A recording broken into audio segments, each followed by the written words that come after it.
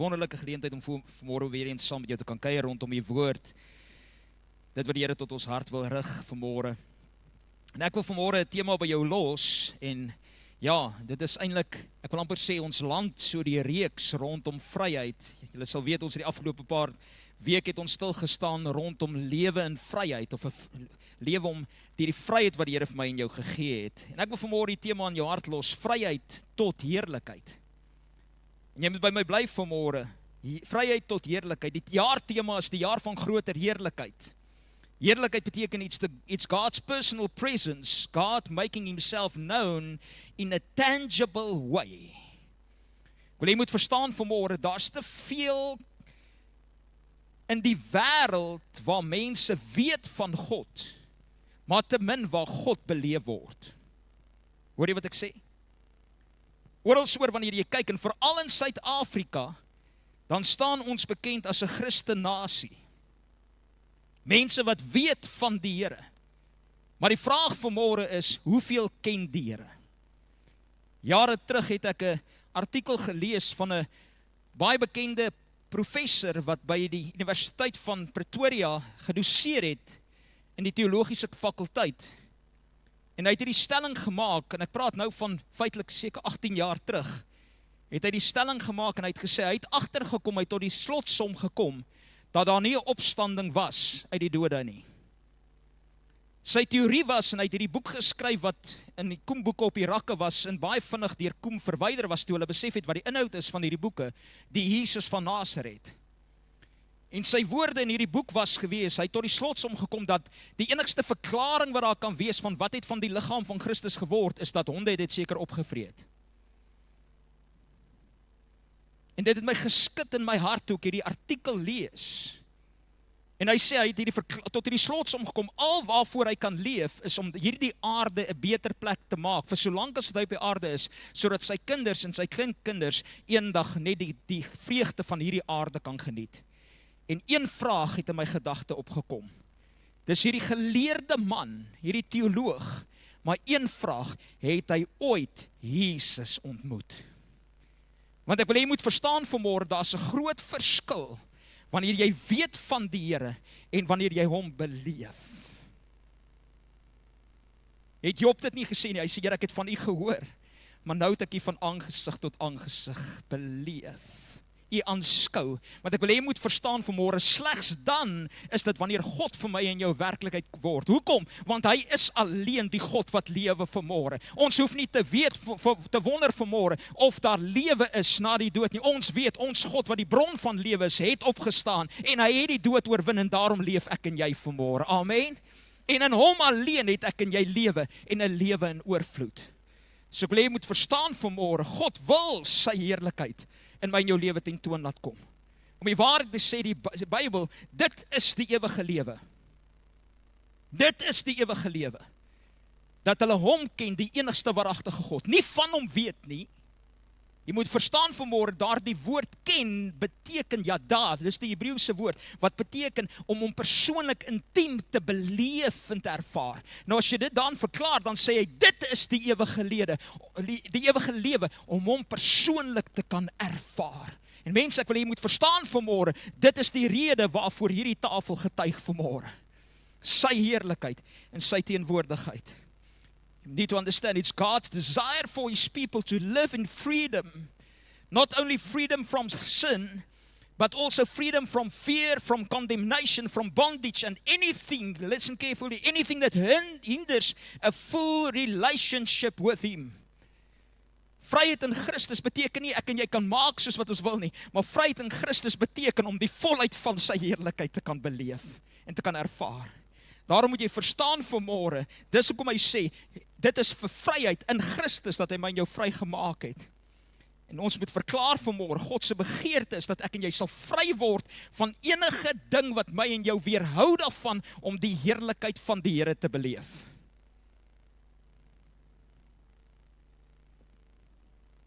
Wonder wie van julle begeer nog meer van God se heerlikheid? Meer. Wie van julle is vergenoegd met die experience wat jy gister gehad het met die Here? Dank die Here, is nie hande wat opgaan vanmôre nie. Want dan sou ek bekommerd gewees het. Want jy sien, baie keer dan kom ons, en ek weet nie, dalk het jy dit ook al gebid. Daar's 'n stadium in my lewe waar ek gesê het, Here, kan ek nie weer teruggaan en net beleef soos daar die eerste stadium wat ek die Here ontmoet het nie. Ek weet nie of jy dit geweet nie, iemand wat nou tot bekering gekom het, is seker die grootste mense wat jy kan gebruik as evangeliste daar buitekant. Hallo? Hulle is vurig vir die Here, aan die brand, hulle wil die wêreld verander. Amen. Daar die eerste keer wat jy die Here beleef het, en baie keer, dan wil ons teruggaan na daardie plek toe. Maar mense, ek wil jy moet verstaan vanmôre, God wil nie hê, jy moet bly daar by die begin van die prediking aangaande die bekering nie. Hy wil hê, jy moet kom tot by die volheid van sy heerlikheid. Met ander woorde, waar jy sal groei om God in sy volheid te kan beleef. Daar is meer, sê dit, daar is meer. Kom aan, ek hoor jou nie, daar is meer as wat ek gister gehad het. Glooi dit. Daar is meer in die Here. Die vraag is vanmôre, honger en dors ek en jy nog daarna? Het ons nog 'n soek en 'n verlange? Want ek wil hê jy moet verstaan vanmôre, dit is vir daardie heerlikheid wat hy my en jou kom vrymaak het. Sodat ek en jy dit kan beleef vanmôre. Maar jy moet verstaan, om die heerlikheid van die Here te huisves beteken om jou hart, jou gedagtes en jou daaglikse lewe doelbewustelik voor te berei om 'n draer van sy teenwoordigheid te wees. Dit gaan nie net van self kom nie. Ja, Jesus het vir my en jou die prys betaal. Die middelmuur van sonde is weggeneem. Hy het die voorhangsel geskeur sodat ek en jy kan inbeweeg in die allerheiligste. Maar verstaan gou vanmôre, as ek en jy nie doelbewustelik dit pursue nie, gaan jy dit nie beleef nie. As ek en jy dit nie aktiveer nie, gaan ons dit nie ervaar nie. Sien, dit was nog altyd God se begeerte om by my en jou te kom woon. Het hy nie in Eden Adam gesplaas in die tuin van sy teenwoordigheid? Hoekom? Om met hom daar te woon, met hom te wandel. Het hy nie in die tabernakel sy heerlikheid sigbaar gemaak het nie? Hoekom? Eksodus 25 sê hy, en laat hulle vir my 'n heiligdom maak. Julle, ek wil jy moet verstaan vanmôre, Eksodus 25:8 sê, en laat julle vir my 'n heiligdom maak. Wat beteken dit? Dat die mens moet die plek voorberei vir God se heerlikheid. Nie op grond van my en jou planne nie, maar hoe God my en jou wys. Maar verstaan gou mooi, as ek en jy nie die omgewing skep vir sy heerlikheid nie, gaan jy dit nie beleef nie. Hoekom? Want die mens het dit gehaat in Genesis, maar die mens het dit weggegooi. Maar die mens het heerskappy gekry. So verstaan gou vanmôre, net die area en die ruimte wat ek en jy toelaat vir God se heerlikheid is wat jy gaan beleef. God wil te midde van sy mense woon. Daarom het hy in die tempel van Salomo dit sy heerlikheid sigbaar gemaak. Daarom het hy in Christus sy heerlikheid sigbaar gemaak. Jesus self het gesê, as julle my gesien het, het julle die Vader gesien, want die volheid van die godsaligheid is in Christus. En julle het sy heerlikheid beleef. En vandag, deur sy Heilige Gees, kom maak hy vir my en jou dit moontlik, sodat ons sy heerlikheid kan beleef. Verstaan jy nou hoekom hy dit gedoen het? Ek los julle nie as wese agter nie, maar ek wil in gemeenskap, ek wil in verhouding met jou staan, sodat jy die heerlikheid van die Here beleef. Daarom sal ek my Gees in jou binneste uitstort. Daarom sal ek jou volmaak van die Heilige Gees. Jy moet verstaan vanmôre, dis God se hart. Dis sy doel van verlossing. Jy moet verstaan, baie Christene dink Jesus het gekom dat ons net eendag hemel toe kan gaan. Dis uit die ultimate waaroor dit gaan. Sê Paulus dit nie in 1 Korintiërs 15, hy sê as julle verlang daarna, as julle Christus ken net om eendag by hom in te woon, dan is julle maar net so elendig soos die wat eintlik net hoop op Christus vir die nou. Hoekom? Want die Bybel verklaar vir my en jou in Johannes 10 vers 10, Jesus sê ek het gekom dat jy lewe en lewe in oorvloed te kan hê. So jy moet verstaan vanmôre, Jesus het nie gekom om ons net uit die hel uit te hou nie. Hy het gekom sodat ek en jy sy teenwoordigheid kan ervaar. Hoor jy? Hy het nie gekom om my jou net uit die hel uit te hou nie. Hy het my gekom dat ek en jy sy lewe in oorvloed kan beleef. Dis waarom God in Christus mens geword het. Dis waarom Jesus gesterf het. Dis hoekom hy sy Gees uitgestort het. En dis steeds God se doel vanmôre. En dis hoekom hy gesê het, hy het gekom sodat ek en jy in vryheid kan vry word van dit wat my en jou weerhou daarvan om sy heerlikheid te beleef. So ek weet nie of jy dit agtergekom het nie, die probleem lê nie by God nie. Eina. Die probleem lê by ons. Hy het alles gedoen, dis kom Jesus uitgeroep het, dit is volbring. Hy het alles gedoen, hy het nie net die prys vir die sonde betaal nie, hy het nie net die prys betaal vir genesing nie, hy het nie net jou voorsiening kom loskoop nie, hy het nie net jou weg kom baan nie, mense, hy het dit moontlik gemaak dat ek en jy sy gemanifesteerde teenwoordigheid kan beleef elke dag. Die probleem is nie by hom nie. Hoor wat sê Jesaja 59, en jy ken hierdie skrif, vers 1 en 2. Hy sê, kyk, die hand van die Here is nie te kort om te verlos nie. Met ander woorde, dit is nie 'n probleem dat God nie die vermoë het om die deurbrake in jou lewe te bring nie. Dis nie die probleem dat God nie wil die deurbrake in jou lewe bring nie. Die probleem is, daar's iets wat hom blokkeer. En sy oor is nie te swaar om te hoor nie. Maar dan antwoord hy, sê, maar julle ongeregtighede het 'n skeiding gemaak tussen julle en julle God, en julle sondes het sy aangesig vir julle verberg. Jy sien, die probleem is nooit God se gewilligheid nie. Die probleem is nie gebrek aan God se liefde nie. Die probleem is nie gebrek aan God se krag nie. Daar's net een probleem, en dit is sonde. En ek weet, ons wil dit nie hoor van die kansel af nie. En ek sê vanmôre hier om vir jou te vertel van die 10 gebooie en wat is sonde. Die mense, jy moet verstaan vanmôre die beginsel van sonde. Sonde is om die doel van God vir jou lewe te mis. Dis om jou lewe buite God se wil te leef. Dis sonde. So ek wil dit terugbring by dit waaroor ek en jy die afgelope paar weke stil staan rondom die krag van om vry te word in die Here, te laat gaan van dit wat my in jou terughou. En die oomblik wanneer jy jou lewe probeer leef op jou manier en nie God se woord toepas in jou lewe nie, is dit sonde. En die Bybel sê, die sonde lei na die, kom aan. So hier's 'n paar mense wat Christen is.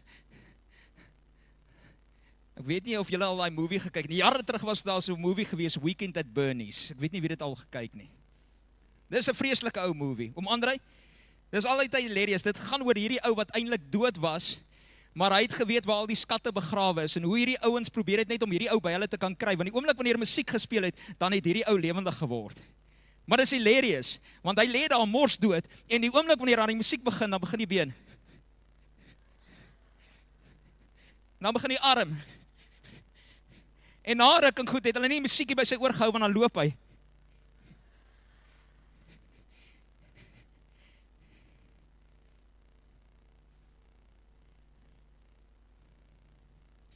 Hoeveel dooie Christene is daar wat vanmôre rondloop? Solank as hy die musiek speel, then we go with the motion.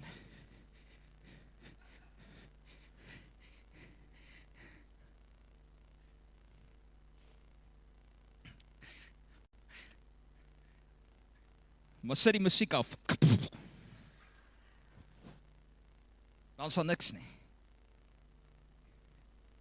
Ek wil jy moet verstaan vanmôre. Dis die oomblik wanneer ek en jy ons lewe leef buite God se wil, wat daardie toestand intree. Jy sien, God kom en hy sê, hy het gekom sodat ek en jy vryheid kan beleef. En jy moet verstaan vanmôre waar ek en jy ware vryheid beleef, waar ons ware lewe beleef, om lewend te word en nie net soos 'n dooie lijk rond te loop nie, begin net by een en dis by Jesus Christus. Jesus sê, ek is die weg, ek is die waarheid en ek is die lewe. En jy kan maar gaan probeer lewe vind in enigiets daar anders. Jy gaan dit verseker nie kry nie, maar trust my, die oomblik wanneer jy gaan probeer lewe vind in die dinge van hierdie wêreld, gaan dit jou vat na die dood toe. Hoekom? Want die Bybel sê die heerser van hierdie wêreld is die leenaar, die vyand wat gekom het om te slag, te steel en verwoes. So jy moet kies vanmôre in wie jy lewe wil vind. Want ware lewe begin net by een, Jesus Christus. Ware vryheid begin net by een, en dit is Jesus Christus. Dis kom hy sê in Johannes 8:36, as die Seun jou dan vrygemaak het, sal jy waarlik vry wees. Jy moet verstaan vanmôre, in hom sê die Bybel, in sy bloed het ons verlossing. So sy bloed maak my en jou vry vanmôre, vry van die sonde, vry van dit wat my en jou terughou, vry van daardie doodsheid in my en jou lewe. Jesus se bloed het klaar die prys betaal. Ons is losgekoop, sê in 1 Petrus hoofstuk 1. Jy moet verstaan vanmôre, dis net die gees van God wat lewend maak, wat vanmôre vry maak. Dis my verklaar in 2 Korintiërs 3:17, waar die gees van die Here is, daar is vryheid. Die Engelse Bybel sê, there is liberty. Waarvan praat hy? Hy sê, the freedom to live. Waar die gees van die Here is, daar is die vryheid om te lewe. Om te kan verklaar, om te sê, ek lewe nie meer nie, maar Christus leef in my. Dis nie meer die dinge van gister wat heers nie, maar Christus leef in my. Dis sy volmaakte liefde wat jou vanmôre laat lewe. Dis sy volmaakte liefde wat vanmôre jou vry maak. Dis sy volmaakte liefde wat jou vanmôre bevry van alle vrees, van alle verwerping, van alle onsekerheid, van die behoefte om voortdurend jouself te moet bewys. Hoekom? Hy sê, want die volmaakte liefde dryf alle vrees na buite. Sy liefde. Dis sy genade wat jou vry maak. Want die sonde sal oor julle nie heers nie, sê Romeine 6:14. Want julle is nie meer onder die wet nie, maar onder die genade. Wat beteken genade? Genade beteken ek en jy het ontvang wat ons nie verdien nie. En die straf wat ons moes kry, is van ons af weggeneem. Maar genade beteken nie ek en jy kan bly waar ons was, in die misdade, en die lewe wat my weerhou van die volheid nie. Want hoekom? As ek en jy dan sê, ons is gered deur Christus, dan moet ons in sy vryheid begin lewe. Dis sy woord wat vanmôre lewe gee. Julle sal die waarheid ken, sê hy. My woord is die waarheid, en die waarheid sal jou vry maak. Hoekom? En jy word elke dag getormenteer deur die leuns en die misleiding en verkeerde denke. Maar die oomblik wanneer ek en jy vashou aan God se woord, wanneer ek en jy vasstaan op die woord en die waarheid van wat hy sê om my, en nie wat my omstandighede sê en wat die wêreld vir my voorhou nie, sal jy lewe vind in die lewe in oorvloed. Dis geloof wat vanmôre vir my in jou lewe gee. Gehoorsaamheid wat vanmôre vir my in jou lewe gee. Jy sien, jy moet verstaan vanmôre, God se plan is sodat ek en jy sy heerlikheid kan beleef. En jy moet hoor, God het my en jou nie net vrygemaak van iets nie. God het my en jou nie net vrygemaak van iets nie. Hy het my en jou vrygemaak vir iets. Hoor jy dit? Hy het my en jou nie net vrygemaak van die sonde nie. Hy het my en jou nie net verlos van ons gisters nie. Hy het my en jou vrygemaak van ons gisters, van die leuen, van die strongholds in my en jou lewe, sodat ek en jy die heerlikheid van die Here kan beleef. Hoor jy dit? So jy moet verstaan vanmôre, hy het gekom om hemel in jou lewe te aktiveer. Nie net eendag in die hemel te wees nie, maar nou alreeds hemel te beleef op die aarde. Mense, wie van julle weet, daar is lewe en oorvloed in die hemel. Daar's vreugde in die hemel wat jy nie kan beskryf nie. Daar's vrede in die hemel, ongeken. Daar is geen tekorte nie. Daar's geen siekte nie. Hallo? Daar's geen beperking nie, daar's geen ongelukkigheid nie. En ja, ons sien uit daarna, want dit gaan in sy oorvloed wees. Maar weet jy dat God het gesê, ek het gekom dat jy dit nou reeds kan beleef. Kom aan. As ons dan sê, in die hemel is daar oorvloed van alles. Daar's geen tekort nie, wil ek hê jy moet verstaan, dis God se plan vir my en jou nou. Die vraag is, hoekom beleef ons dit nie? Die Bybel sê, wanneer sy heerlikheid inkom, sal dit wees soos 'n gedruis van waters, wat sal vloei en voorsien, en sal deurbreek in my en jou lewe. So ek en jy moet kom op 'n plek van sy Here, waar ons voorsiening maak vir sy heerlikheid. So ek vanmôre die vraag vir jou wil vra, hoe lyk my en jou altaar? Hoe lyk my en jou offer vanmôre? Hoe lyk my en jou offer? Hoekom vra ek dit? Ek het Jesegiel 43 laasweek so vinnig na verwys, 'n woord wat die Here 2 weke terug al vir my gegee het. En ek wil vanmôre weer daarby inhaak. Want jy sien, God het 'n belofte van sy heerlikheid wat gaan inkom, maar dan sê hy, raak ontslaa van dit wat dit blokkeer. Maak skoon dit wat dit weerhou. Berei die altaar voor in opregtheid, sodat dit wel reken voor God kan wees, dat sy heerlikheid kan sigbaar word daarop. Hoe lyk my en jou offer vanmôre? Hoor wat sê in Psalm 24:3. Hy sê, wie mag klim op die berg van die Here? En wie mag staan in sy heilige plek? Hy wat rein van hande is en suiwer van hart is. Hoeveel keer probeer ons, en hoor my mooi, ek is nie veroordelend nie, ek kyk na my eie lewe, ek speel my eie lewe. Gaan ons deur hierdie godsdiensritueel, deur hierdie Christen leefwyse, en compromise ons steeds met die dinge wat eintlik soos bloed is op ons hande. Wat eintlik maak dat ons harte nie rein is voor God nie.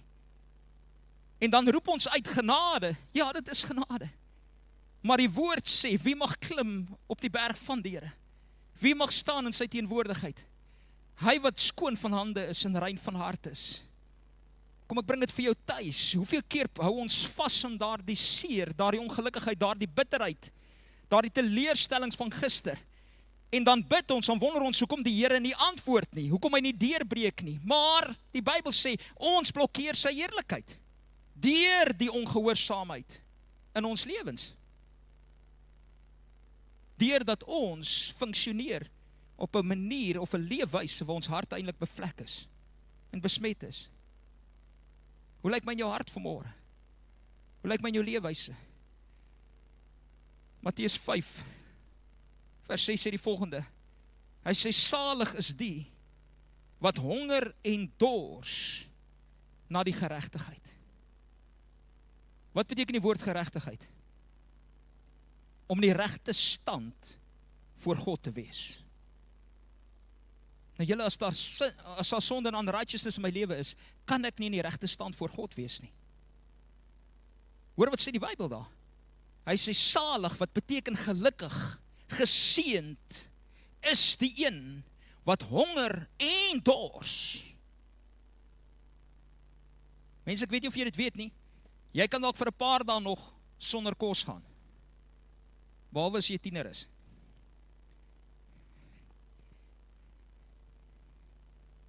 Jy kan vir 'n paar dae sonder kos gaan en survive net op water. Wie het nou al vir 'n paar dae lank gevas? Wat weet, daar sy. Maar kom ons vat die water weg. Kom aan. So waarvan praat hy? Jesus self sê, hy sê die wat begeerd het en kan besef dat, weet jy wat, dis nie, gaan nie net oor een faset van jou lewe nie. Dis nie net, Here, ek kan compromise in hierdie gedeelte nie, wat ek kan daarom nog sonder kos gaan. Maar honger en dors beteken, Here, U is die substance van my lewe, want sonder U kan ek nie lewe nie, sonder U geregtigheid, sonder om in U teenwoordigheid te kan kom, kan ek nie lewe nie. Daar's niks meer belangrik vir my as dit nie. Salig, geseënd, wie wil geseënd wees? Kom aan.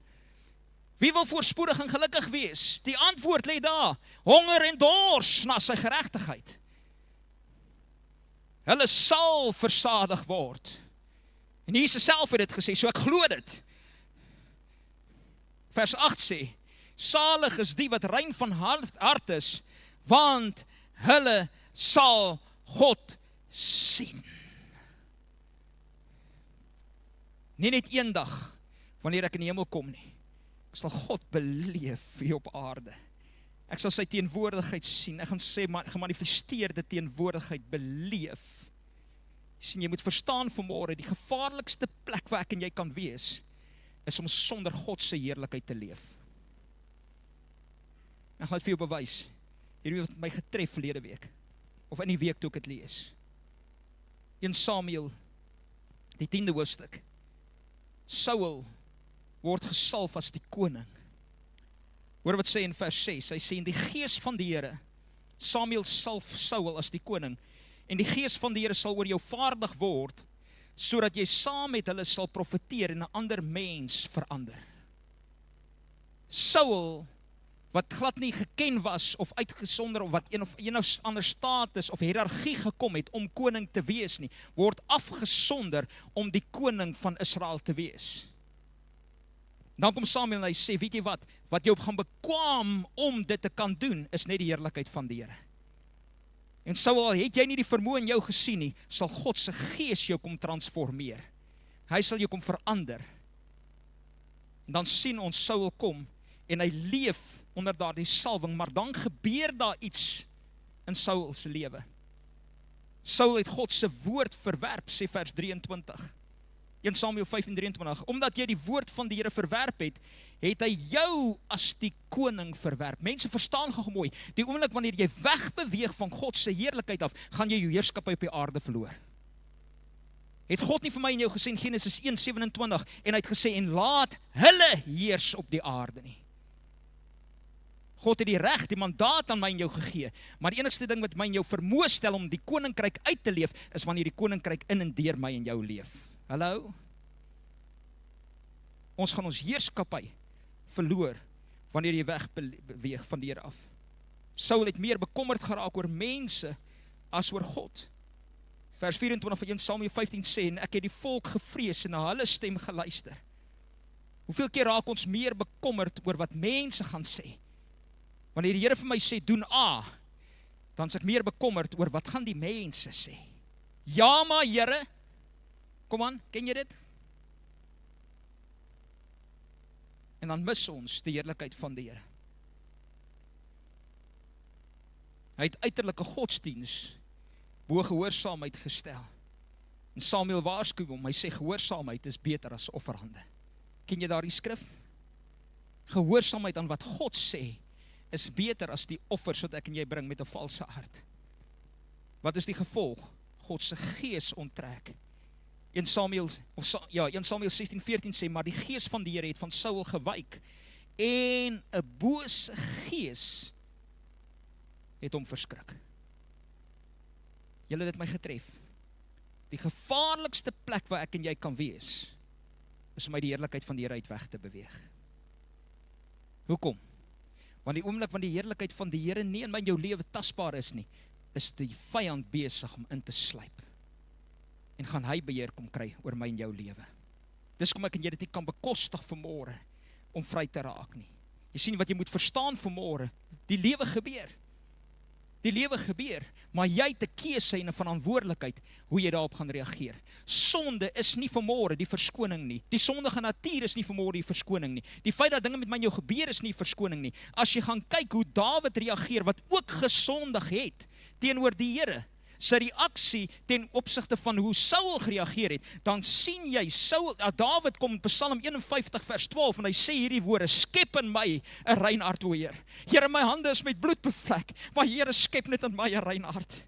Here, daar's tekorte in my lewe, Here, maar meer as alles, skep net in my 'n rein hart. En gee opnuut in my binneste 'n vaste gees. Vers 13, hoor hierdie. Hy sê, verwerp my nie van die aangesig nie, en neem die Heilige Gees nie van my af weg nie.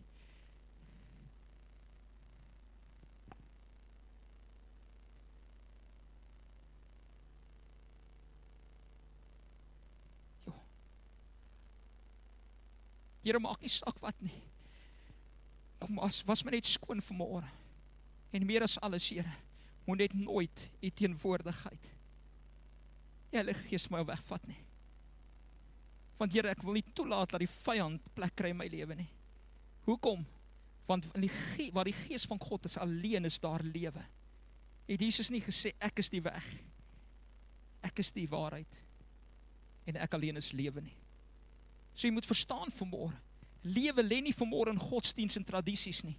Dit lê vanmôre in aktiewe verhouding, dit lê in die heerlikheid van die Here, lê in sy teenwoordigheid vanmôre. En jy gaan dit net beleef wanneer ons dit gaan pursue. En dis waaroor hierdie tafel getuig vanmôre. Dis waaroor hierdie tafel getuig vanmôre. Hulle wat my gaan help, kan solank vir my nader kom. Jy moet verstaan vanmôre, die wêreld het nie nog meer godsdiens nodig nie. Die wêreld het kinders van die Here nodig, wat so naby aan Jesus leef, dat sy karakter, sy liefde en sy teenwoordigheid in hulle lewe sigbaar word. Ja, dit beteken nie ek en jy moet volmaak wees nie. Maar dit spreek van 'n lewe wat vinnig sal bekeer. Dit spreek van 'n lewe wat vinnig sal gehoorsaam. Dit spreek van 'n lewe wat vinnig sal vergewe. Dit spreek van 'n lewe wat vinnig sal luister. Dit spreek van 'n lewe wat dien met vreugde, wat leef met integriteit, wat wandel in nederigheid, wat aanhou groei. En maak nie saak hoeveel keer ek val nie, ek sal opstaan in die Here, want my soeke en my honger en dors is na sy geregtigheid. Jy sien, jy moet verstaan, God het my nie net vrygemaak van iets nie, hy het my vrygemaak vir iets. Jy moet dit hoor vanmôre, ek wil dit weer sê. God het my nie net vrygemaak van iets nie, hy het my vrygemaak vir iets. Hy het my vrygemaak van die sonde, maar om in sy heiligheid te leef. Hy het my vrygemaak van vrees, om met geloof te leef. Hy het my vrygemaak van bitterheid, om werklik lief te kan hê, en liefde te kan beleef. Hy het my vrygemaak van die leuns, om in die waarheid te kan wandel. Hy het my vrygemaak van my verlede, sodat ek sy heerlikheid vandag kan beleef en kan aanvaar. Dis die lewe waarvoor hy kom sterf het. Dis waarvoor hy verklaar het, as Jesus my en jou vrygemaak het, is ons waarlik vry. Jy moet verstaan vanmôre, vryheid is nie die einde nie. Vryheid is net die pad na lewe toe. Hoor jy? Hoekom? Want hy het my en jou kom vrymaak van alles wat my en jou weerhou om die volheid van sy heerlikheid te kan beleef. Ek wil weer vir jou sê, sy begeerte is om onder sy volk te kom woon. Dis waaroor hierdie tafel getuig. Die nagmaal is baie meer as godsdienstig gebruik. Dit is die tafel van versoening. Wat getuig daarvan dat Jesus het die volle prys betaal. Dit is die tafel van vryheid vanmôre. En ek weet nie wat jou vanmôre terughou nie, wat jy nog mee stry nie. Jesus het die prys betaal daarvoor, om jou vry te maak. Jesus het die prys betaal vir jou oorwinning, sodat sy heerlikheid kan deurbreek. Hy het die volle prys betaal. Miskien moet jy vanmôre dalk net vir jouself vra, Here, is daar nog iets waaraan ek vashou? Iets wat ek toelaat om my terug te hou om die heerlikheid van die Here te beleef. Dan wil ek dit sê soos Dawid vanmôre, terwyl jy die tafel gaan gebruik, skep in my 'n rein hart, o Heer. Gee opnuut in my binneste standvaste gees. Was my opnuut in die kosbare bloed van die lam. Want Here, ek wil rein wees. Hoekom? Want ek honger en dors na die geregtigheid van die Here. Hoekom? Hy het 'n belofte gegee, sy heerlikheid sal sigbaar deurbreek. Die vraag is, hoeveel honger ek en jy daarna?